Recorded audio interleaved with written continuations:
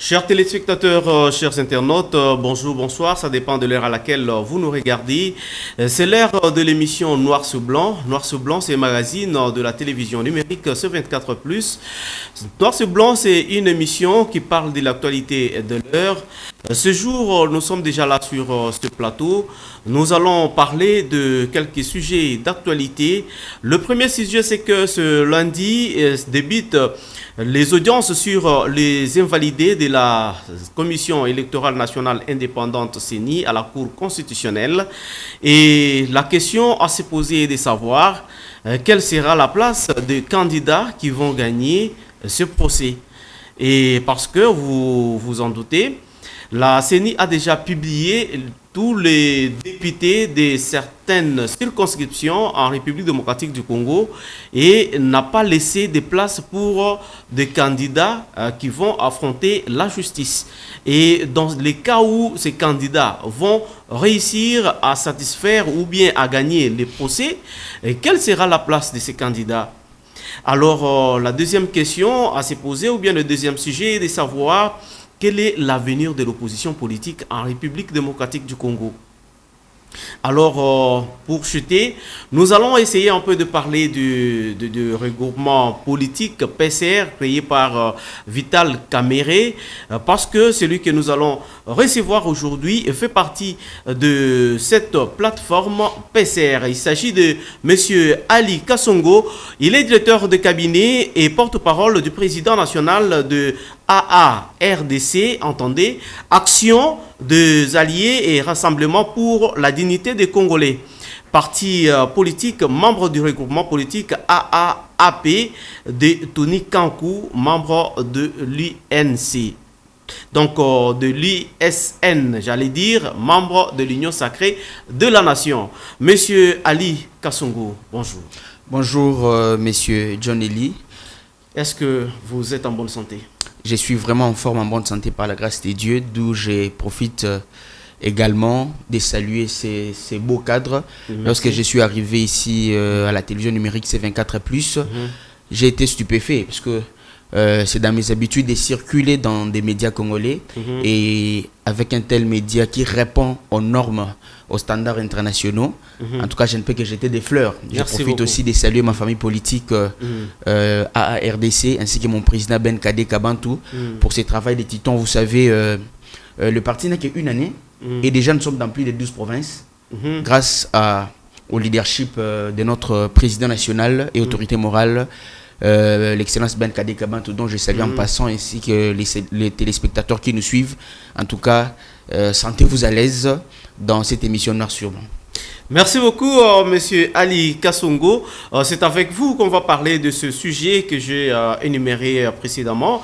Nous commençons par le premier sujet. Vous savez, aujourd'hui, monsieur Ali, les audiences s'ouvrent pour les invalidés de la CENI à la Cour constitutionnelle.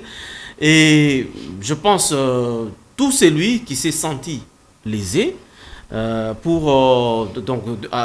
la sortie ou bien à la publication des élections, ou bien celui qui s'est senti lésé parce que la CENI l'a invalidé alors qu'il n'a rien fait, a déposé sa candidature et a déposé vraiment sa plainte à la Cour constitutionnelle. Et de l'autre côté là, vous allez comprendre que si aujourd'hui la CENI n'arrive pas à convaincre la Cour constitutionnelle, qu'est-ce qui peut y arriver? Merci beaucoup pour cette question très pertinente. C'est une question de l'heure. Alors moi, je voudrais déjà d'entrée de jeu signaler quelque chose. Déjà à partir du 5 janvier, si j'ai bonne mémoire, le procureur près la Cour de cassation, M. Firmin Mvonde, avait déjà lancé un télégramme, un message pour interdire à tous ces invalidés de pouvoir quitter le pays. Alors déjà d'entrée de jeu, si on aurait laissé la liberté de pouvoir quitter le pays à ces gens, dans ces 82 déjà, moi je vous signale déjà c'est déjà 81 parce qu'il y a un candidat qui a été réhabilité et publié par la CENI. Voilà, alors dans ce 81, donc déjà la majorité allait quitter le pays. Voilà. Pourquoi? Parce qu'ils sentaient déjà l'odeur de la prison. Ah bon? Plusieurs ne sont pas innocents quant à cela. Alors déjà, il y a une place prévue pour eux. Déjà, nous allons souligner ensemble avec vous que la Commission électorale nationale indépendante a publié les résultats, bien sûr, des scrutins combinés du 20 décembre 2023. Mais il revient aussi à la Cour constitutionnelle de pouvoir publier les listes définitives, chose qui n'a pas encore été faite.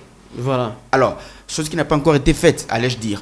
Il y aura bien sûr des candidats que nous voyons aujourd'hui festoyer ça et là, dire que je suis député, mais il y aura aussi des candidats qui seront invalidés dans ces listes qu'a publié la CENI.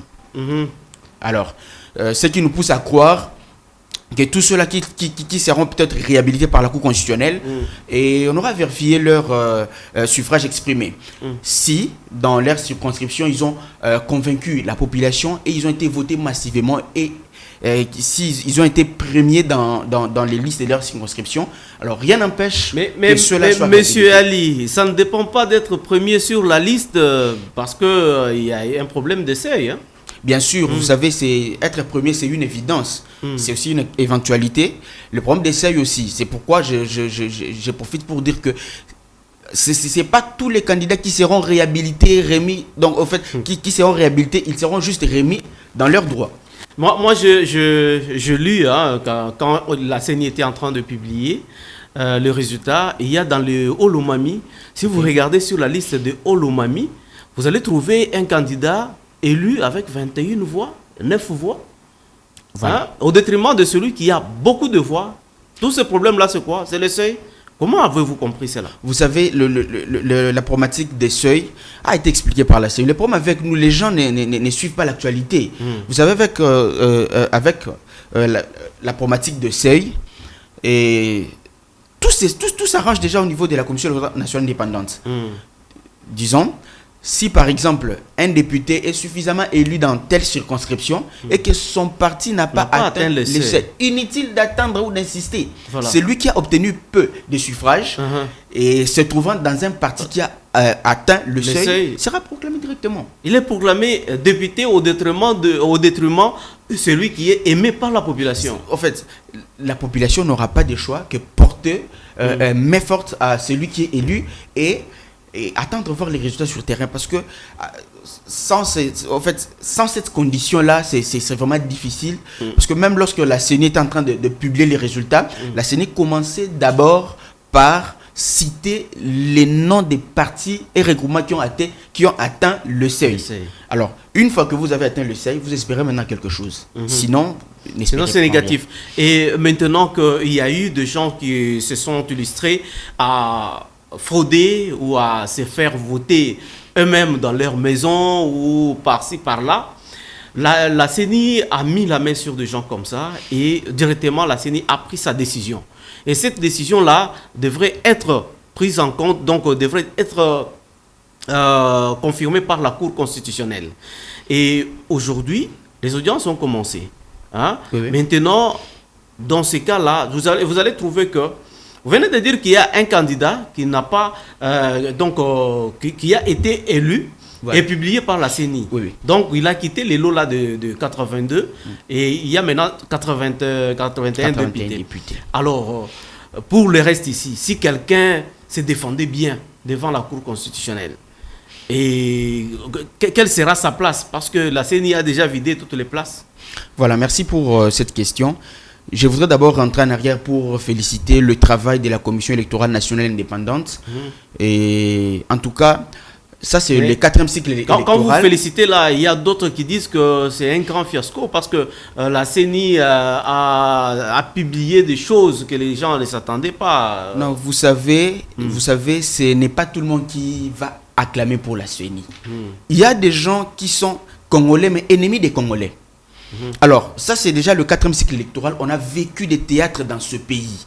Il y a des choses obscènes qui se sont passées pendant les cycles passés. Alors, il y a des gens qui sont habitués. Et surtout, si vous observez très bien, vous faites une rétrospection, il y a peu de nouveaux candidats qui ont fraudé. Ce ne sont que des anciens qui sont habitués à frauder, à tricher, à obtenir des kits électoraux dans leur domicile pour se voter eux-mêmes. Et c'est un comportement en tout cas que nous déplorons. Et grâce à ce travail de la CENI, aujourd'hui, ces gens sont mis à nu. Et ces gens ne peuvent plus rien faire. plusieurs, j'ai dit dans mon introduction, plusieurs allaient directement quitter les pays pour fuir la sentence.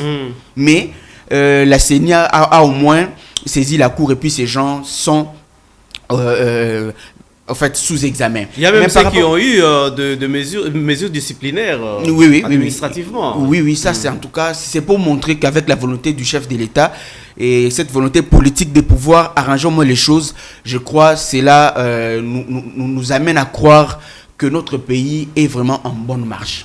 Alors pour cette question, je dirais ceux-là qui vont vaincre le procès, alors rien n'empêche qu'ils soient réhabilités, mais il y a la place pour ce candidat. Alors, nous voyons seulement ces listes provisoires, mais je vous assure, vous pouvez vaincre le procès. On vous dit non, Monsieur John, vous êtes réhabilité. Vous êtes réhabilité.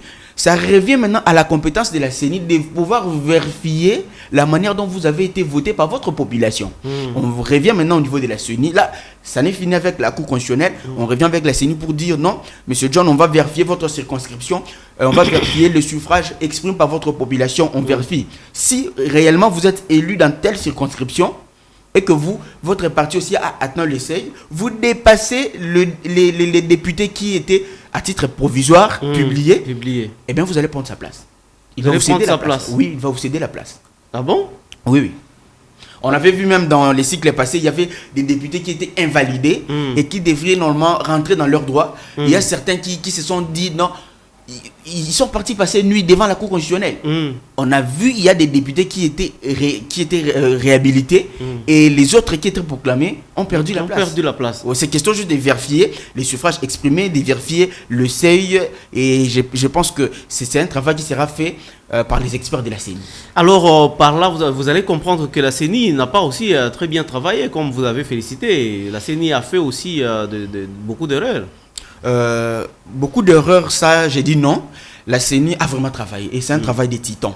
Et vous savez, il y a des éventualités, il y a de petites irrégularités qui en découlent de ce processus électoral, mais la CENI en tout cas en soi a beaucoup travaillé quant à cela parce qu'on aurait à avoir des résultats truqués et bouger des primes à bord, mais grâce à ce travail de la CENI, aujourd'hui on a en tout cas les députés qui sont élus, parce que moi je vous assure, ceux-là qui sont proclamés élus par la Commission électorale nationale indépendante ont été élus.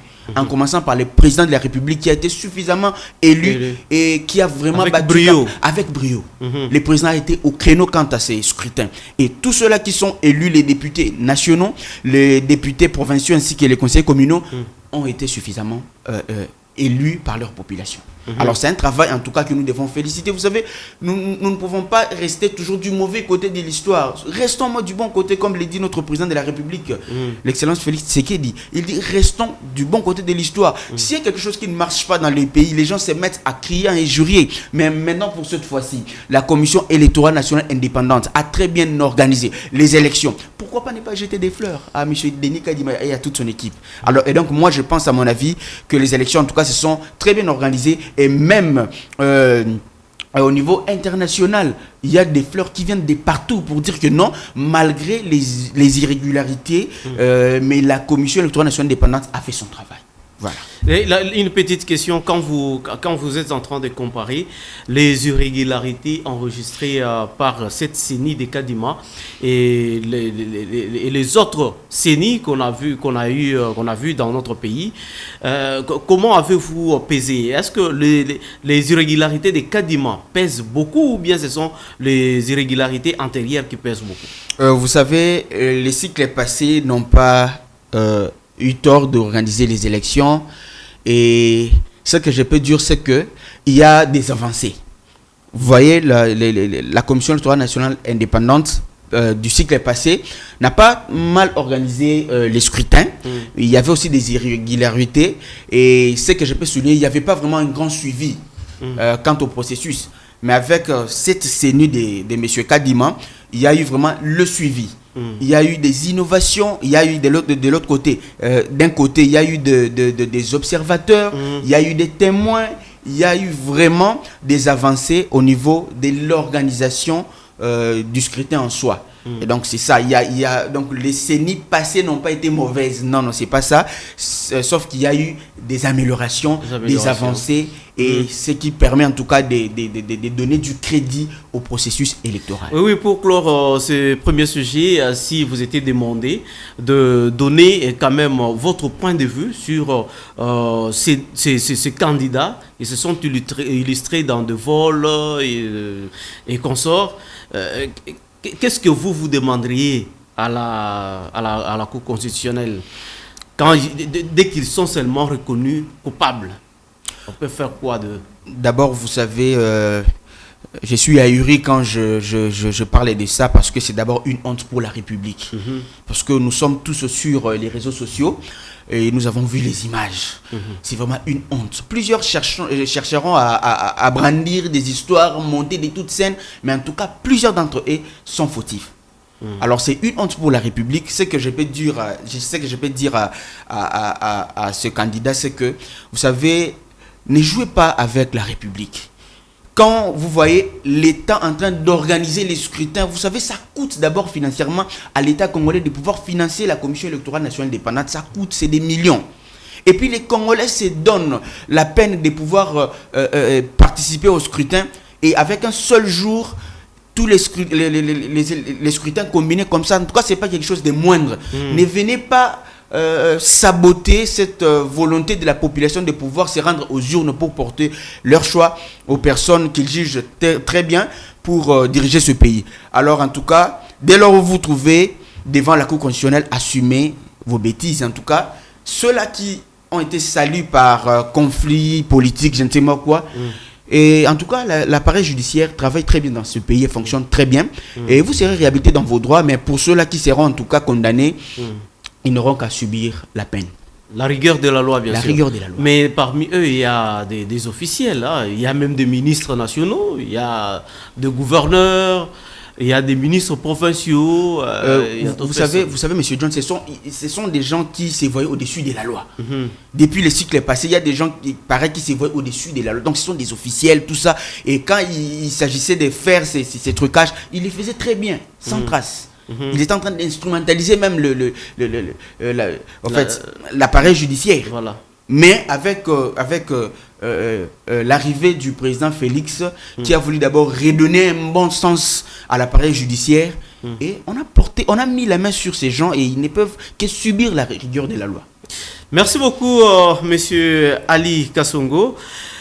Nous allons commencer maintenant. Nous abordons le deuxième sujet. Notre deuxième sujet, nous allons voir la place ou bien l'avenir de l'opposition politique en République démocratique du Congo. Vous savez vous-même, avant les élections, il y a eu beaucoup de choses. L'opposition parlait quand même. Et après les élections, c'est comme si rien ne va dans l'opposition. C'est comme si l'opposition n'a encore rien à dire. C'est-à-dire, ça signifie quoi? Le pouvoir fait maintenant bien les choses? Ou c'est comment, monsieur Ali? Vous savez, si je peux le dire, c'est la toute première fois dans l'histoire de la politique congolaise que nous, la population congolaise, obtenons un président comme M. Félix Tshisekedi. Et un président qui est venu... Bon, non seulement pour paralyser l'opposition congolaise, mais pour montrer à la face du monde qu'il n'y a pas d'opposition radicale dans ce pays. Les Congolais eux-mêmes ont compris qu'il faut soutenir le président en place, être derrière sa vision. L'opposition était en train de pouvoir menacer le processus électoral. Si nous reculons un peu en arrière. Et c'était l'opposition qui dit non, M. Félix n'a pas la volonté d'organiser les élections dans ce pays. Et donc, nous reprochons à la Commission électorale nationale indépendante d'être instrumentalisée par le pouvoir en place pour ne pas organiser les élections. Et aujourd'hui, on a vécu les élections dans ce pays et la population s'est exprimée. Alors maintenant, la question que je me suis toujours posée, quel discours de l'opposition après les résultats des élections? Voilà, c'est ça, même la question fondamentale. C'est ça. Alors vous allez, même la population qui nous suit en ce moment est d'accord avec moi que l'opposition est complètement noyée. Il n'y a pas d'opposition dans ce pays. pour ce deuxième mandat du chef de l'État. Vous dites vrai, il n'y a pas d'opposition? Il y a pas de... Mais où est l'opposition? Où est l'opposition? Je suis prêt à me tenir face à un co-débatteur. Mais si l'opposition veut marcher et le pouvoir réprimande la marche. Vous savez, le pouvoir n'a jamais endommagé la marche de l'opposition dans ce pays. Ce qui fragilise d'abord l'opposition, ce qui a vraiment fragilisé l'opposition, c'est d'abord le fait que l'opposition n'a pas été en mesure de pouvoir se rallier, de pouvoir former un bloc derrière une idéologie.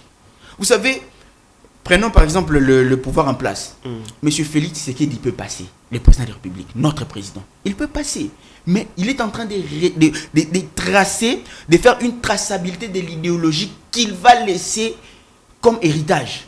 Même s'il passait, les gens s'en souviendront que non, c'est le président de la République, Félix Antoine Tshisekedi, qui résiste encore jusqu'à aujourd'hui. Donc c'est question de l'idéologie. Et aujourd'hui, quelle idéologie pour l'opposition congolaise? Il n'y a pas d'idéologie. Donc ils sont là juste pour chercher à obtenir le pouvoir. Et même si on vous donne le pouvoir, faire quoi avec ce pouvoir? Nul.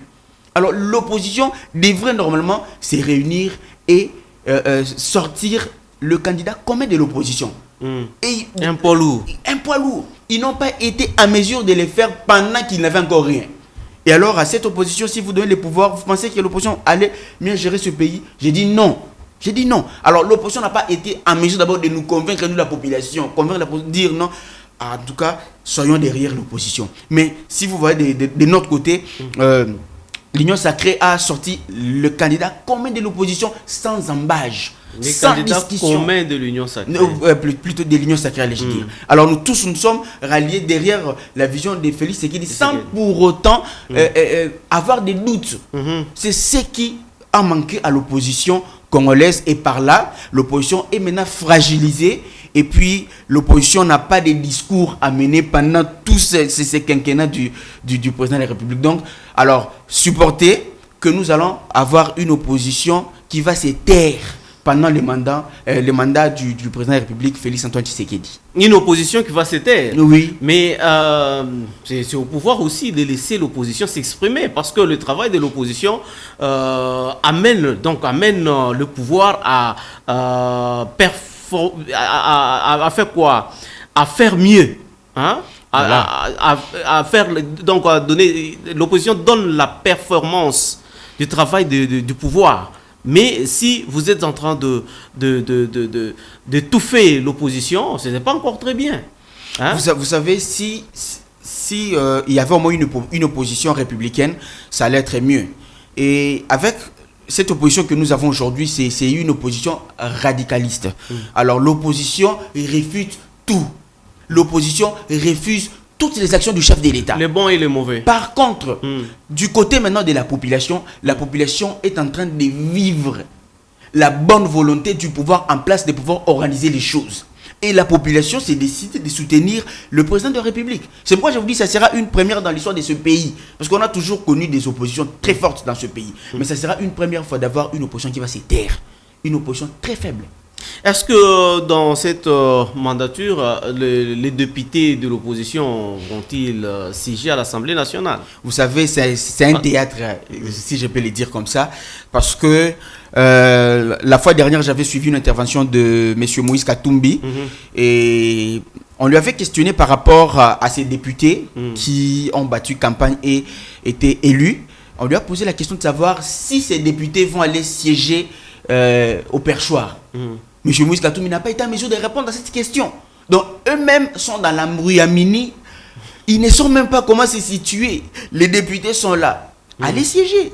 Allez siéger. C'est déjà un problème qui va fragiliser davantage l'opposition. Parce que d'abord, les députés eux-mêmes ont envie et ont cette soif d'aller siéger au Parlement. Oui. Mais les leaders, leurs leaders sont en train de voir les choses. Comment est-ce qu'on va faire? Surtout du côté d'ensemble. Parce qu'avec Martin Fayulu, il n'a obtenu aucun député. Il n'a aucun député. Il a juste fait passer l'État inutilement à ces jeunes gens qui devraient normalement représenter la population au niveau de l'Assemblée nationale et au niveau de l'Assemblée provinciale. Mais il leur a passé l'État inutilement. Il a bloqué les destins des autres. Voilà pourquoi je suis en train de dire. Vous voyez, vous voyez les jeunes qui devraient se représenter. Pas seulement les jeunes, mais ceux-là qui devraient être candidats, issus de l'ECD ou de l'AMCA, je ne sais moi quoi. Une fois que ces gens-là auront cette idée de révolution, de dire non, c'est notre destin qui est bloqué. Nous devions représenter nos populations. Parce que ces gens-là connaissent au moins les difficultés de leur population. Ils devraient se rendre aux urnes. Donc, en fait, la population devrait se rendre aux urnes pour voter ces gens-là, qu'ils apportent des solutions à leurs problèmes. Mais à cause d'un individu, M. Martin Fayulu, ces gens ne peuvent pas se représenter dans ces cycles. Ils doivent patienter jusqu'en 2028. Donc, vous voyez, il y a une léthargie créée par leurs propres leaders. Alors ensemble avec moi, vous allez comprendre que l'opposition, en tout cas, doit se taire. On n'a pas assez d'opposition dans ce pays, dans ces mandats, dans ce nouveau mandat du chef de l'État. Voilà. Vraiment, il n'y a pas d'opposition et dans ce mandat du chef de l'État, Félix Antoine Tshisekedi Tshilombo, c'est ça vos paroles. Mais quand vous regardez aussi, vous ne comprenez pas que l'opposition a peur, ou bien les députés de l'opposition ont vraiment peur d'être débauchés par le pouvoir. Surtout ça, parce que le pouvoir en place... Vous, les gens de pouvoir, avec votre politique de débaucher les gens. Non, vous voyez, c'est d'abord question de l'idéologie, de la vision, du discours. Ces députés de l'opposition, si je peux dire ça, entre guillemets, ces députés de l'opposition sont témoins. Ils sont en train de voir, d'évaluer comment est-ce que les choses sont en train de se passer. Plusieurs déjà ont ce sentiment de pouvoir quitter l'autre côté pour venir travailler aux côtés du chef de l'État. Alors c'est déjà un danger pour l'opposition. Donc l'opposition doit réfléchir. Cette opposition doit réfléchir vraiment sur l'avenir. Je suis même dernièrement de démissions dans les camps de l'opposition. Oui. Plusieurs commencent déjà à quitter. Et cela n'est pas dû à une campagne de fascination de la part de l'Union sacrée ou de la part de la majorité. Non, c'est eux-mêmes d'abord, ils ne voient pas de l'avenir dans l'opposition. Non, ce n'est pas le pouvoir qui est en train de manipuler cela. Ce n'est pas le pouvoir qui manipule ces députés. Alors, s'il y avait au moins de l'avenir, parce qu'on voit même sous d'autres cieux, il y a des députés, il y a même de ceux-là qui quittent la majorité pour aller à l'opposition. Et c'est là s'il y a une vision convaincante. Mais il n'y a pas de vision, il n'y a pas d'idéologie, l'opposition s'entretue en elle-même déjà. Et c'est là, qu'est-ce que les députés auront à faire? Que fuir. Mais dernièrement, j'ai suivi que Matata Ponyo aimait le vœu de travailler avec Félix Tshisekedi. Vous savez, Matata Ponyo, c'est une personne que je salue déjà en passant dans cette émission. C'est une personne qui a beaucoup travaillé dans ce pays. Et c'est vraiment une tête. Comme j'ai toujours l'habitude de le dire dans différents plateaux, la République démocratique du Congo est une ribambelle de têtes. Alors, Matata Ponyo est parmi les savants, parmi les têtes dans ce pays. Alors, c'est quelqu'un de valeurs. Il a trouvé dans les chefs du président de la République la volonté de pouvoir servir la population. Parce que monsieur le président de la République, Félix Antoine Tshisekedi, depuis son premier mandat, il ne fait que servir la population. Il n'est pas là pour ses propres intérêts. Alors, Matata Ponyo, sachant cela, et il a déjà ce sentiment de pouvoir tendre la main au président de la République pour travailler ensemble avec lui. Et ce n'est pas que lui. Il y a beaucoup de leaders qui étaient dans l'opposition là et qui ils ont déjà compris qu'il n'y a pas vraiment la vision et dans l'opposition, ils ne sauront pas servir le pays. Alors ils ne peuvent que se rallier au pouvoir en place pour servir le pays. Parce que nous venons là aux affaires pour d'abord... En fait, premièrement, c'est d'abord pour servir le pays.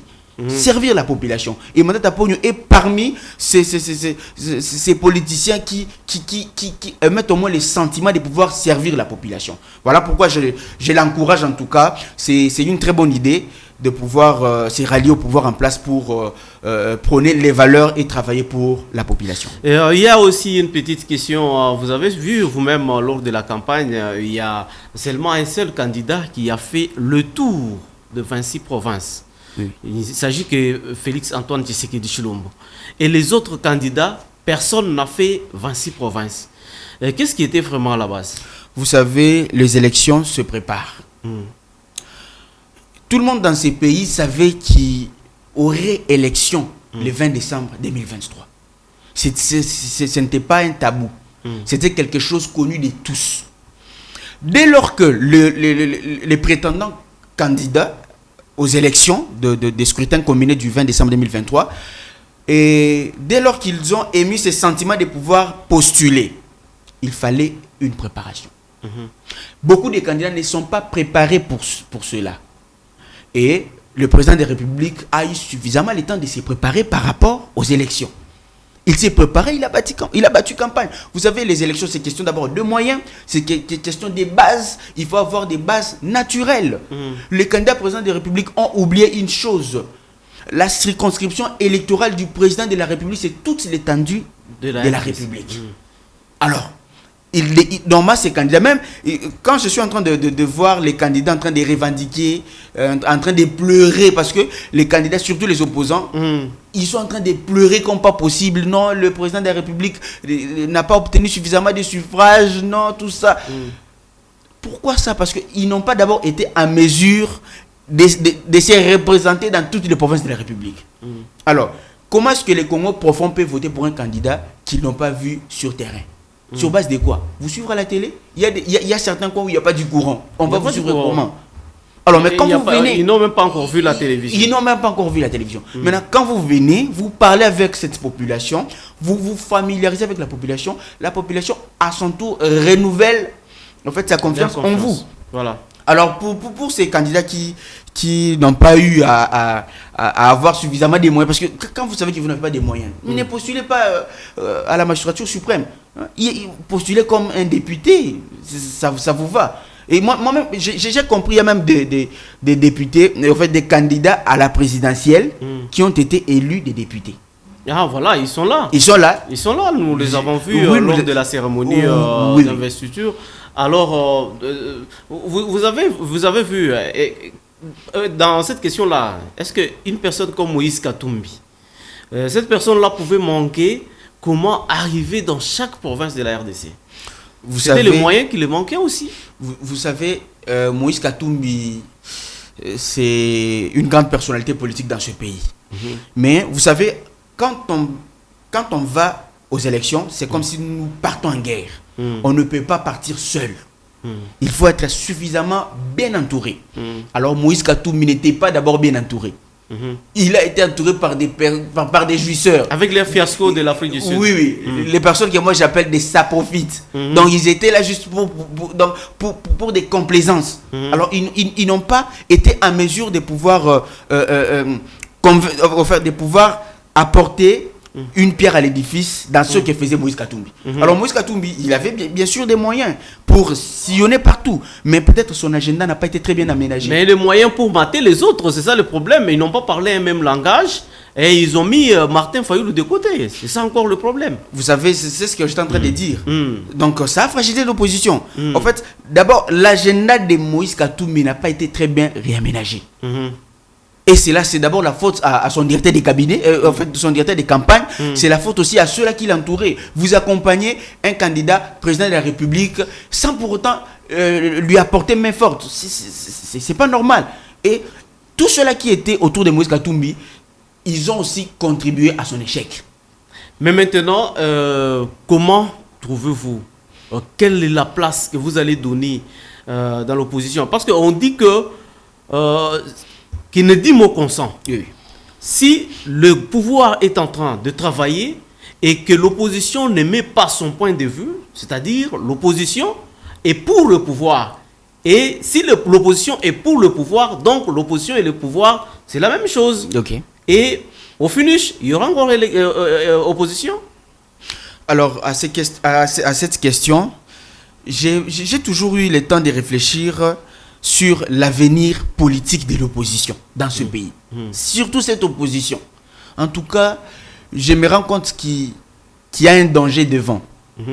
Alors, comme vous l'avez dit, si l'opposition ne dit rien, donc l'opposition sera de même avis que le pouvoir en place. Inutile d'avoir l'opposition dans ces pays. Ça sera pour la toute première fois en République démocratique du Congo. Alors, l'opposition... Quant à son avenir... L'époque de Maréchal Mobutu ne va pas revenir. Non, là c'était la dictature. Ici nous sommes en démocratie. Parce que la démocratie, cette démocratie qui est bien acceptée par tout le monde. Et tout le monde, il n'y a pas d'avis contraire. Vous savez, d'abord, dans le pouvoir démocratique, le pouvoir émane d'abord du peuple. Le peuple a suffisamment voté son candidat, le numéro 20. Alors, le peuple est dans l'enthousiasme de voir le président de la République en train de mener ses actions dans toute quiétude. Surtout la jeunesse. Je peux souligner quelque chose rapidement. Vous voyez, en tout cas, moi, je me suis toujours dit, quel est cet homme, le président de la République, Félix Antoine Tshisekedi? Quel est cet homme à un cœur, je ne sais moi comment les qualifier. Une personne à l'âge un peu avancé, parce que notre président a un peu l'âge avancé, mais en train de penser à la génération à venir. Il est en train de penser nuit et jour à la jeunesse qui doit occuper les grandes fonctions politiques, qui doit mettre les nouvelles têtes en marche pour la réussite, pas seulement de son mandat, mais pour un Congo renouvelé. Un Congo retrouvé, comme les PCR les disent, pacte pour un Congo retrouvé. Donc, le président de la République veut voir un Congo retrouvé. Voilà même pourquoi vous avez vu la naissance de voilà, nous allons y arriver, nous allons parler de PCR après. Oui, ça. alors j'aimerais à ce sujet adresser un mot à la jeunesse qui me suit en ce moment. Le président de la République a vraiment ce souci de voir les jeunes occuper des fonctions dans ce pays. Parce que nous, on connaissait à l'époque, par exemple, moi, je ne regardais qu'à la télé, je ne voyais que ces papas-là qui ont travaillé avec moi. Les mêmes personnes. Les mêmes personnes. Et puis, ces personnes vieillissent au pouvoir comme ça. Non, il faut laisser aussi la place à ce genre de travail. Vous savez, aujourd'hui, les universités du monde, les universités même du Congo, est en train d'engendrer les nouvelles têtes. Voilà. En fait, des gens qui sont à mesure de travailler. Et ils sont aussi travaillés parce que nous avons vu même dans la législature, en fait, dans le mandat passé, il y a des jeunes que le président a valorisés. Il y a des secteurs, par exemple, comme la RSP, dont le président a donné à l'honorable Miguel.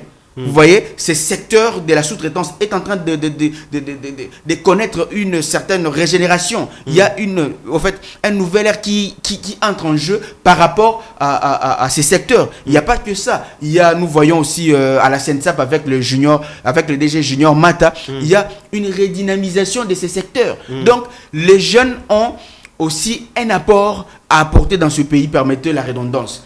Voilà pourquoi je salue vraiment les chefs de l'État qui ne cessent de penser à l'avenir du Congo. Merci beaucoup. C'est à partir de cela qu'on passe au troisième sous-point ou bien à troisième question. Nous allons parler de la création de PCR.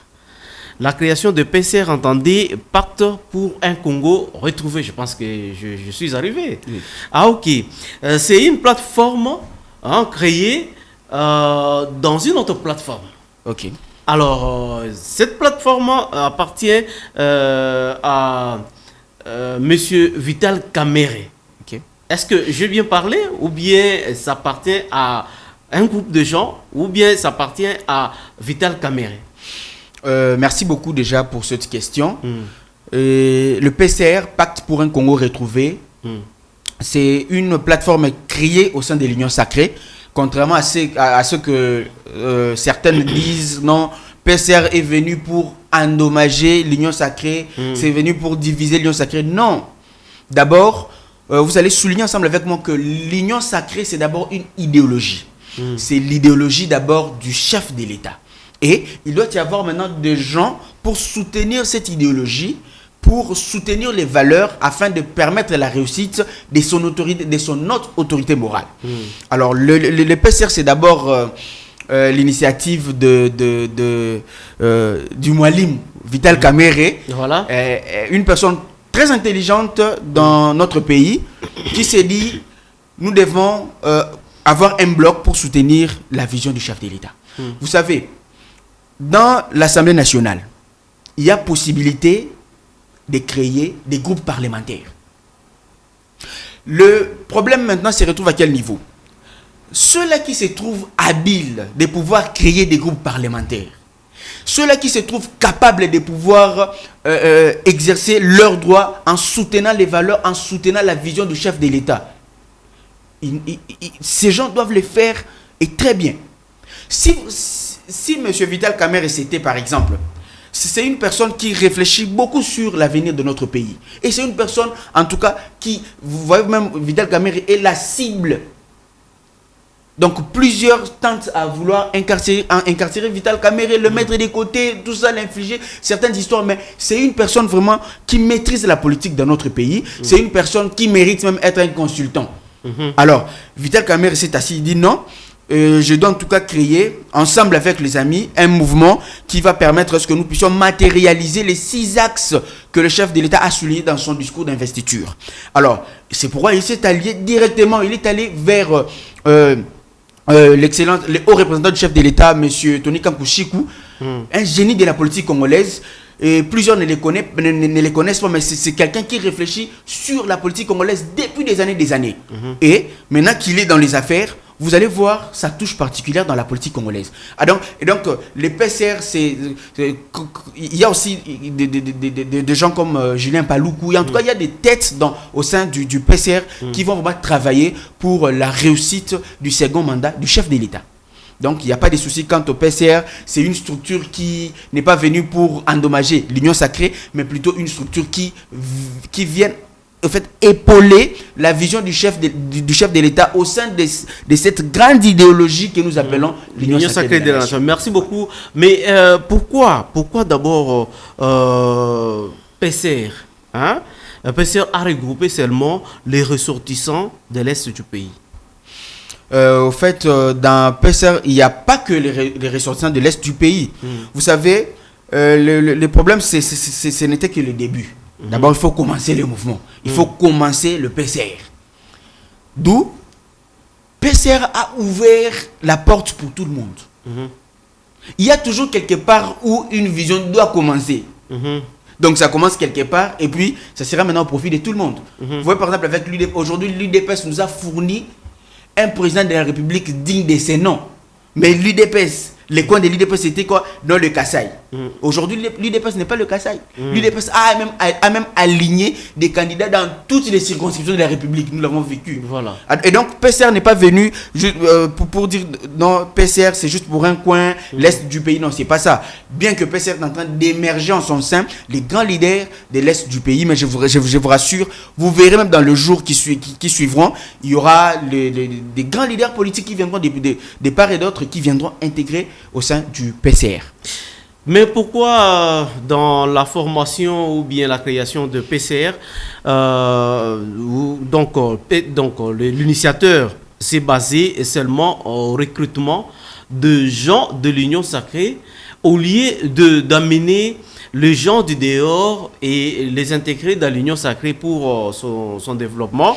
Et lui a voulu ou bien il a préféré prendre seulement les gens de l'Union sacrée. C'est ainsi que les autres parlaient d'un coup d'État. Non. Vous savez, d'abord, vous savez, avec l'arrivée du PCR, c'est d'abord l'apport des forces. Il y a d'abord un rapport des forces. PCR est d'abord conçu sur base des forces politiques.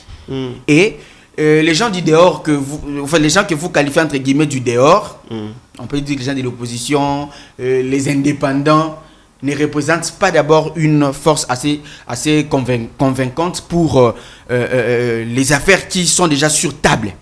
Alors, l'initiateur du pacte pour un Congo retrouvé, et c'est d'abord basé à ceux-là qui ont quand même des députés, élus après la publication des résultats des élections par la CENI. Alors ils se sont dit non, moi j'ai autant de députés, vous avez autant, alors venez, parce qu'il s'agit d'abord de constituer une majorité parlementaire. C'est cette majorité qui va permettre... Mais cette majorité a été déjà constituée dans l'Union sacrée.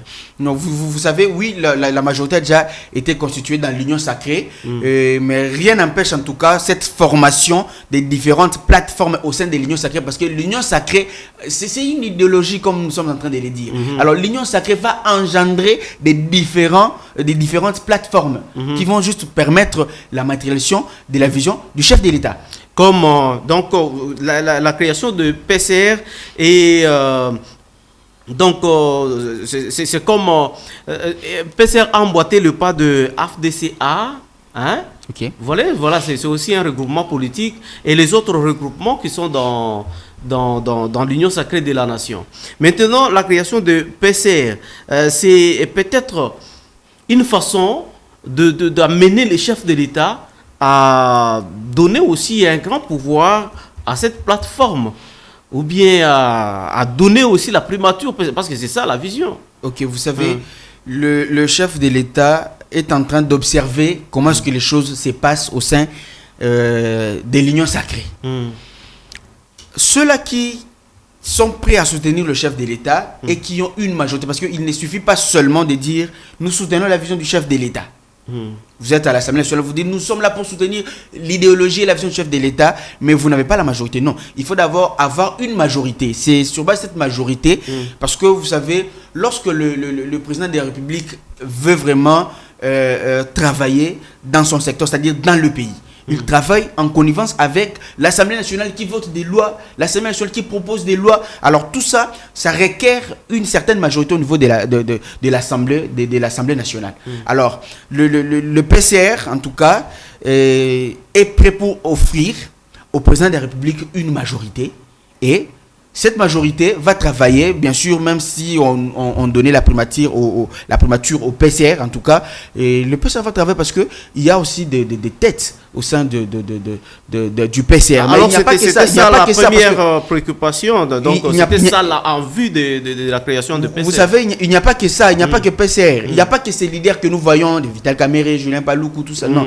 Il y a aussi des grands leaders comme Sam Alukonde, il est de l'Union sacrée. Il y a Augustin Kabouya, il y a Modeste Batilukwebo. Donc, ils sont encore nombreux en train de réfléchir sur l'avenir du Congo aussi, sur l'avenir de la majorité au sein de l'Union sacrée dans le Parlement. Et donc, dans le jour qui suit, ne soyez pas étonnés s'ils se disent de créer aussi une autre structure, toujours dans l'Union sacrée, pour accompagner le chef de l'État. Ou bien ils peuvent aussi décider de pouvoir accompagner la vision du chef de l'État dans PCR. Donc, ne soyez pas étonnés, voir demain ou après-demain, certains grands leaders aussi de l'Union sacrée venir intégrer au sein du PCR. Mais votre responsable, monsieur Tony Kankou, il occupe quelle fonction dans les PCR? Jusque-là, nous n'avons pas encore fait la traçabilité de l'organigramme, dire tel occupe tel poste. Non, non, non. Jusqu'à là, nous sommes en train, nous sommes dans la phase des recrutements. Donc, M. Tony Kankou Chikou est parmi les initiateurs de cette plateforme, le Pacte pour un Congo retrouvé. Et donc, nous appelons encore tout le monde, les grands leaders qui se diront capables de pouvoir accompagner la vision du chef de l'État, de venir intégrer. Et c'est par là qu'on aura à prôner les postes et tout ça. Mais en tout cas, les postes ne nous intéressent pas. Vraiment, c'est d'abord les soucis de pouvoir venir apporter en fait ces députés, en fait apporter ce genre pour soutenir, en fait pour constituer une majorité parlementaire qui va aider le chef de l'État. Monsieur Ali, vous venez de dire ici qu'il faut que les chefs de l'État nomment aussi les jeunes, parce que vous voulez voir quand même les jeunes travailler. Il ne faut pas qu'ils reviennent seulement sur les anciennes figures, les anciennes physionomies, tout ça. Mais maintenant que la plateforme PCR est constituée, nous voyons toujours les anciennes personnalités là qui sont en train de revenir, entre autres Vital Kamerhe et consorts. Et si on disait aujourd'hui qu'on va donner la primature donc au PCR, hein, vous allez comprendre que Vital Kamerhe ne peut pas dire que non, non, comme moi je suis déjà vieux, en tout cas je prends ces jeunes ici des Ali Kassongo, je les mets là-bas. Non, non, il va d'abord aller lui-même. Vous savez, Monsieur Vital Kamerhe, d'abord, il n'envisage pas la primature. Il n'envisage pas de devenir Premier ministre dans ce nouveau mandat du chef de l'État. Donc c'est quelqu'un qui... Oui, en fait, c'est quelqu'un qui travaille, bien sûr. Il est en train de travailler pour accompagner d'abord le chef de l'État. Par rapport à ce que vous avez dit, je dirais c'est faux et c'est vrai. Comment est-ce que j'ai dit cela?